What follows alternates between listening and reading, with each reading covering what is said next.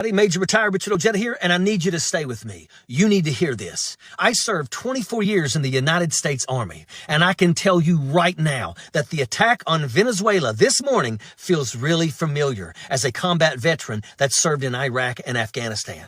On my back, I carry the names of brothers who never made it home from war because our government told us that there was weapons of mass destruction that did not actually exist. They sent America's sons and daughters into a war zone so they could topple a dictator that was supposed to have those weapons of mass destruction. This morning, the Trump administration bombed the capital of Venezuela with no congressional approval, violating war powers to give away Venezuelan oil to Exxon under the guise of liberation. And I know what comes next because I've seen it. I've seen what happens when politicians light the fuse and don't have a plan for the chaos that follows because I lived that reality when I led troops into battle in Iraq and Afghanistan. The Trump administration says this is about drugs. Give me a damn break. This is the same president who just pardoned one of the largest drug traffickers in the entire world less than a month ago. And just today, he openly stated, we're going to run Venezuela, occupying a sovereign nation until a new government is in place.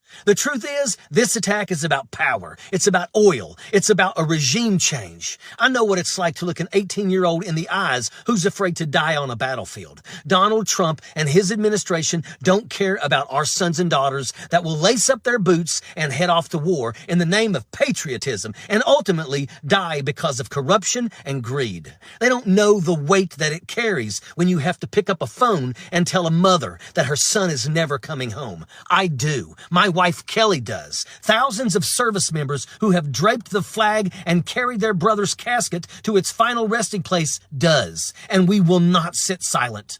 They say this is the end of the escalation. I call bullshit because I've seen this con job before. They beat the war drums. They promise it'll be quick, and then they feed you lies. The next thing you know, you're in a forever war that costs millions of lives for the next 20 years. I don't want another forever war. I don't want more Gold Star families. I don't want America's sons and daughters dying to satisfy the greed of corrupt politicians and their donors that never pay the price. So here's what I need you to do. Comment no more forever wars below in the comments, and then get on the phone and call your Congress members. Demand accountability. Demand an end to the illegal use of military force. Demand that our representatives stand up to the tyrannical war criminals in Washington before we end up in another war that costs thousands of American lives. Sappers clear the way, airborne all the way.